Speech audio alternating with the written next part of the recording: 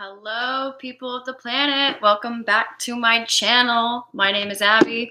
This is my Port Charles Public Radio brought last time by my dad's office in Texas because I won't be here starting tomorrow.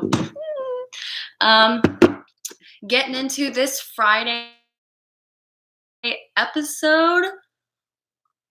It was okay. I'm just gonna leave it with that. It wasn't amazing like last Friday, but we had some new character development. We had some new plots starting to get us, into the new year. So I counted up 1, 2, 3, 4, 5, 6, 7, 8, 9, 10. Only 13 people on yesterday.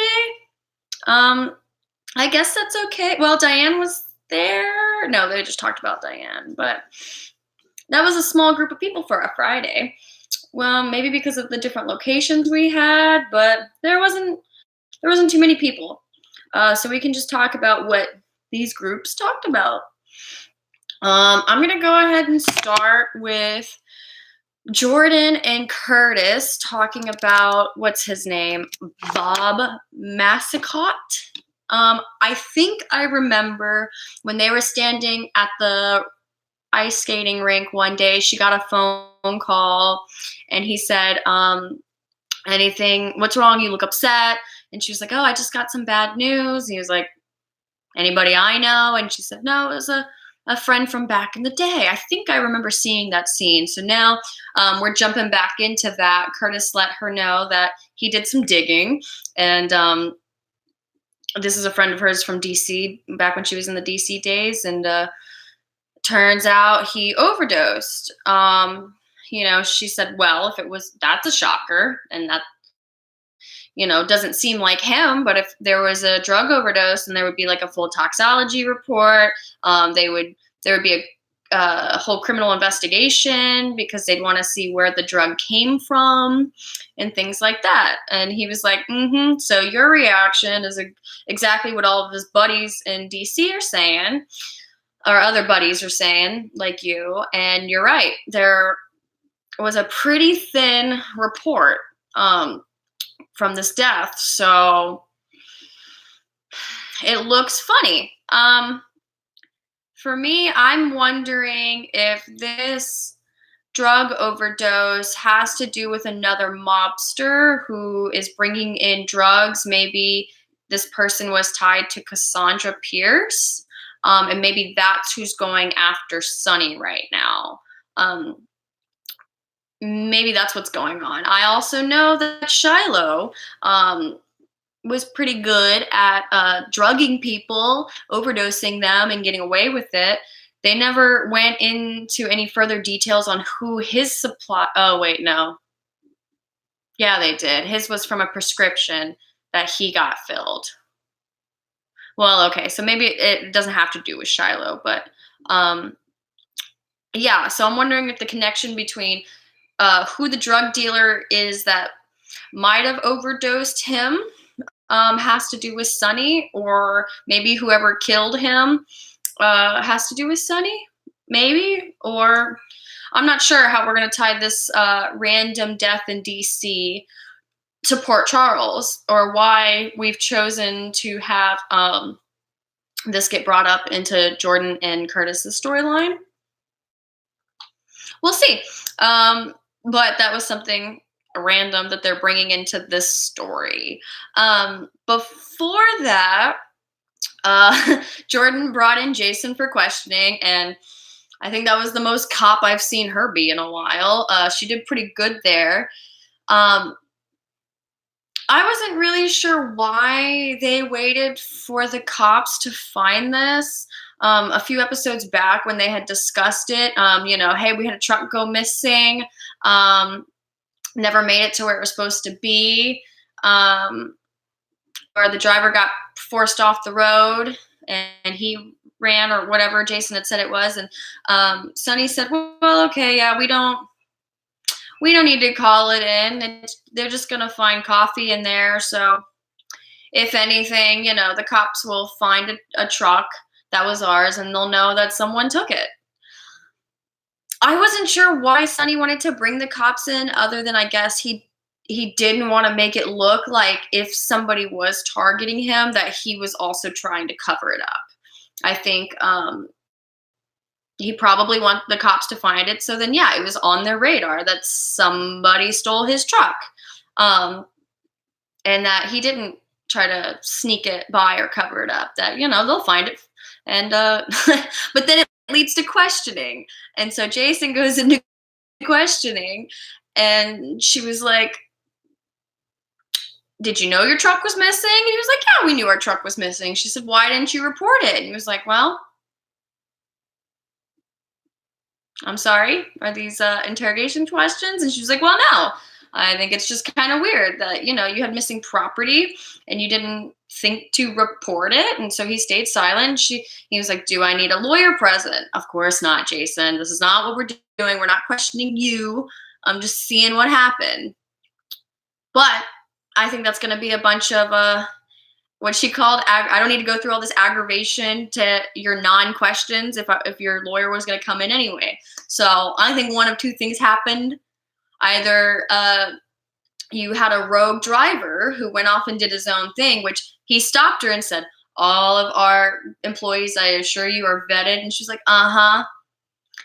So number two, it could have been that he was forced off the road, or he stopped on the side of the road to use the bathroom and anything. Is that what's going to happen if we bring him in? Yeah, I think so, Jason, because he doesn't say anything. And it was interesting that he answered her pretty quickly when she said, "Do you have a rogue driver?" And he was like, "No, we don't have a rogue. Nope, he works for us." And she said, "Mm-hmm." So this is what happened, and he didn't deny it. It pissed her off, and he kind of walked off. So she is under the impression that somebody's going after Sonny, and she's like, "If you guys know that there's a whole new turf war going on, you should probably let the cops in on it, because turf wars are bad for the whole, city, and civilians could get involved, people could get hurt, especially your own families. You wanna let us in on anything?" And of course he doesn't, because they don't know anything. They don't know who's coming after them. And of course, they're not gonna admit it. So, Jason goes back to Sonny and tells him what happened. He was like, "Yeah, yeah, yeah, yeah." So, what really happened? He was like, "Yeah, the driver got forced off the road, and he followed company policy and fled the scene, so then he wouldn't see anything or get hurt." And Sonny was like, "Well, very good. Let's make sure that Diane gives him an amazing or a very generous severance package," whatever he said. So I was like, that guy did what he was supposed to. They might make him leave town, or he's going to choose to leave town, or who knows. Jordan might call him in. She might not. We'll see where this is going. Sonny decided to say, "Let's retaliate," because people want to be using his ports. People want to use the ports of Port Charles, and Sonny has total control over who does and doesn't come in. Even though he's like a legitimate coffee business, coffee importer, and that's all he does, he runs all the ports because he doesn't want guns, he doesn't want drugs coming into his town, and I guess he gets to choose what kind of products do and don't come in. And if they do, they're going to have to pay him for his ports, I guess is how his industry works, right? So Jason was letting him know that people don't like that. You have total control over this port. Maybe you should lighten up on that. And Sonny's like, "No, that's not how this works. I'm in control." So what did he say? It was like, Sonny's going to retaliate if they don't pay for the damages. So they're going to wait it out and see who this person is. If they show themselves, he's going to let them know they got to pay for these damages of the truck and the coffee and maybe the parking ticket. And if they don't pay for what they did, he's going to retaliate. So I guess Sonny hasn't learned his lesson from the past, that when he starts a turf war and he starts retaliating back because he's not man enough to be the bigger person and stop the fight and work with the police to let them know that some random fuck is coming in and trying to start shit. People always get put in the crossfire, whether it's his family or random people of the town or whatever. He clearly hasn't learned, and so we gonna get some drama this year from whoever it could be. Again, my guess could be that maybe it's somebody who is part of Cassandra Pierce's world, because she really hated Sonny for not letting her in and didn't want to let that one go when she was last seen on screen. It could be a connection to this DC drug person. Or I'm still wondering if Brad's Asian mob family is going to come into town anytime soon, because, I think he's adopted, if I'm not mistaken, but there is he's adopted by a regular family, but his Asian blood family is Asian mafia. I feel like they've mentioned that before, but they never introduced it to the storyline. Maybe that's what they're going to do, which I hope they do, because we need some more color on this screen. We need some more color, and we need some more fun, and I would love to see how Asians do things. It would be great. It would be great to see an Asian mob and to see how they handle shit versus, Sonny's wannabe Italianos thing, We'll see. Okay, so we talked about that.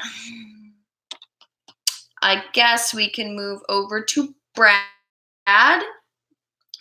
He was very uncomfortable with the idea of Michael taking over time whenever Brad couldn't be around, and just kind of be like a third dad, or a super godparent, almost around as much as a nanny if they don't hire a nanny. He was very uncomfortable with that, and I wasn't sure why at first, whenever he said, no, absolutely not.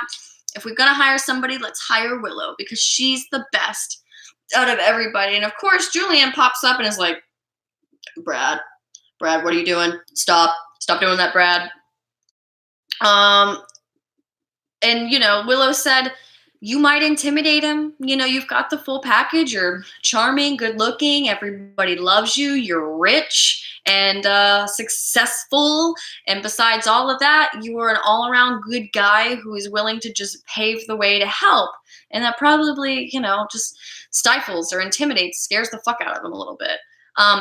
Maybe that's what it was. But then, of course, he admitted to Julian when Julian asked, why are you letting Willow do this? He said, come on, what would happen if he was with Michael all the time? Michael's got, all of his resources just indisposably. He's got 2 houses that already have 2 full nurseries and nannies. What happens if he's spending so much time with Michael that he ends up spending more and more time that eventually Brad, get cut out? Is that what you want? No, I don't want that either. So Willow is the least harmful one out of it. See, I think they're both a bad idea. She's going to spend more time with him, and people are going to realize she doesn't look anything like him or Shiloh, because it's already been said.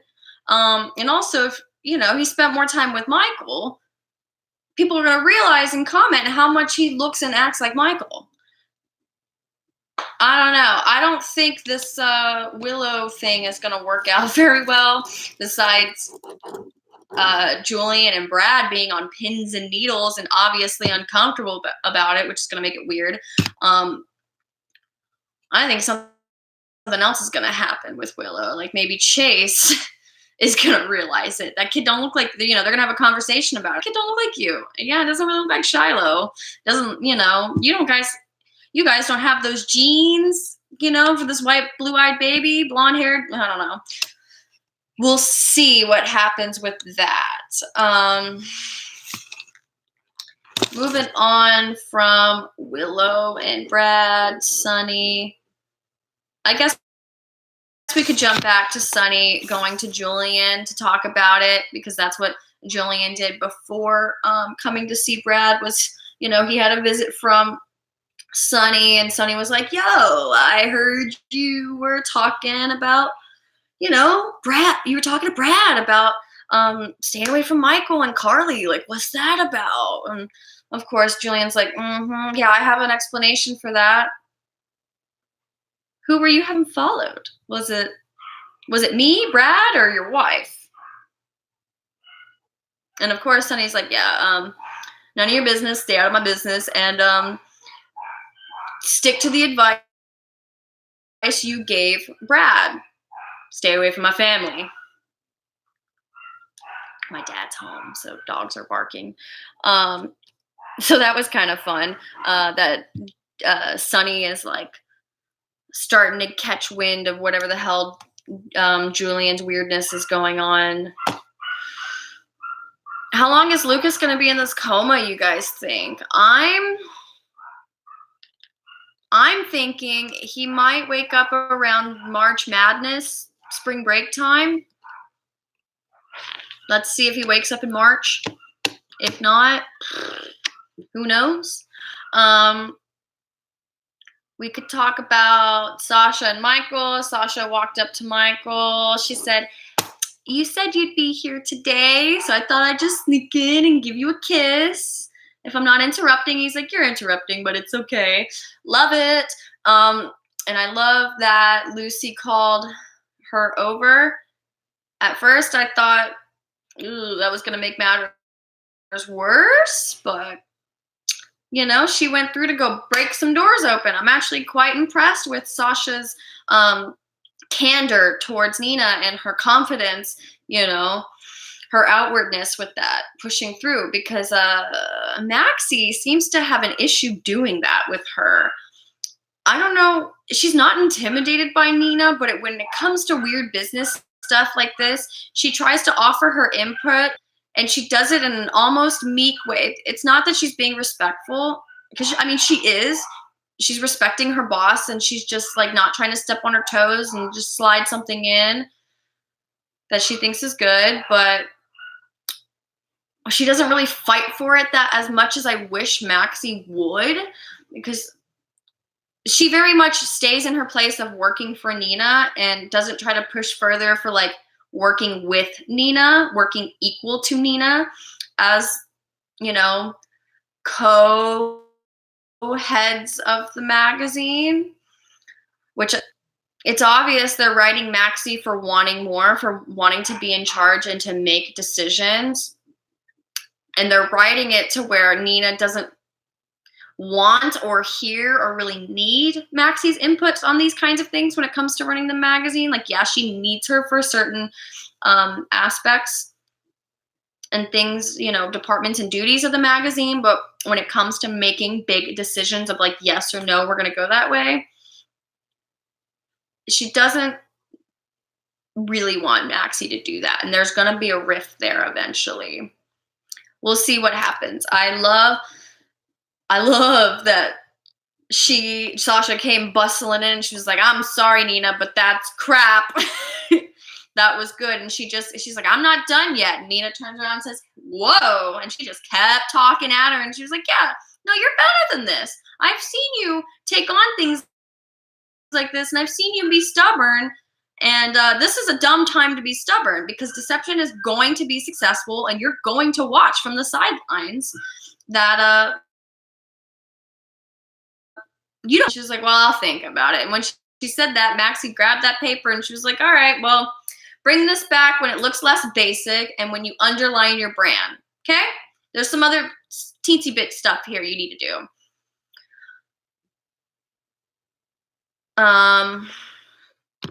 Your connection is unstable. Please wait while we try reconnecting. Okay, we're back. And yeah, so I like that we last but not least from this episode, we could talk about Nikolas running into Elizabeth. As we opened the episode up, Laura had tried to call her over and over again, but wasn't leaving voicemails. So she couldn't really get back to her because she'd been working all weekend. Come to find out, it was about Nikolas, of course, so she wouldn't get like surprised by it. But I'm glad he went to the hospital to go see her. His sister and his mother had already seen him. His aunt and his cousin had already came by to see him. But like, who's left? Elizabeth, and she needs to see him before it gets out that he's back. And he married Ava, So I'm glad that he went to go see her about it. And I'm glad she was pissed off at him about this. She said the same thing. I don't know if I should hit you or hug you and then hit you. But they talked a little bit more about Ava being his wife. And she said, they just keep repeating, all these people who are talking to Nikolas about being gone for so long, that it must have been so emotionally difficult for him to be gone this long without telling everybody that he was here and being away from his family and his kid. And, he's admitted that he's been in Port Charles since September. And she's like, how could you not tell anybody? How is it not that hard? Wasn't that hard for you? And he's not acting like it's hard for him. So they're really foreshadowing just how Cassadine and cutthroat and like cold-hearted this guy has become. I think that's what they're doing. And then to top it off, he's married Ava. And then with that, Hayden. Oh, that was so fun to hear Elizabeth talk about Hayden and how Hayden's going to be so happy to hear you're alive, and, you can bring her back because Valentine isn't, scaring her anymore. Wait till you meet her daughter. She's adorable. And, Nikolas was like, yeah. I'm gonna do what I can to bring Hayden back. Sure. She was like, yeah, if anybody can do it, you see what happens when Hayden comes back, because I am excited for Hayden to come back. I hope she stays on the canvas with this little girl, and I hope she gets to live as, she's gonna live with Elizabeth with probably. No, she's not gonna live with Elizabeth because Frank goes back, so it's probably gonna be crowded, and she's not gonna want to live there, and she's gonna be like, yeah, you guys keep your space, and as payment for sticking to all of this with Nikolas and not being a bitch about it, he's probably gonna like reward her by letting her stay at Cassadine Island with him and his wife. So that'll be fun, because Spencer's gonna come back, and Spencer loves Hayden. So that'll be fun to have Nikolas, maybe Spencer, Ava, and like Hayden and this little girl and Liesel all under one roof. That's gonna be weird and fun. And again, I'm not sure if they're going to bring Spencer back and he's going to act super pissed off at his dad and not really want to communicate with him for being gone all this time, or if he's going to be in on it the whole time. But I just don't think he's been in on it the whole time. I really don't. And then there could be some happiness that he's happy. It's just whatever. I know you were pissed off, or I know you were gone, and I should be pissed off that you were gone for so long, but I'm not, because I got my home back and I get to be the lord of the manor again.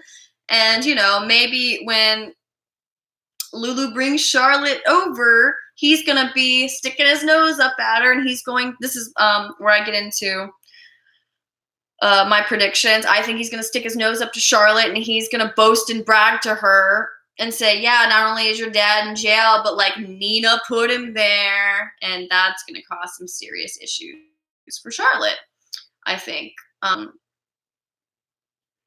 Yeah, we'll see. That's what I've got for Friday. I'm looking forward to seeing how this next week goes. Thanks for sticking with me, people of the planet, and I'll see you Monday.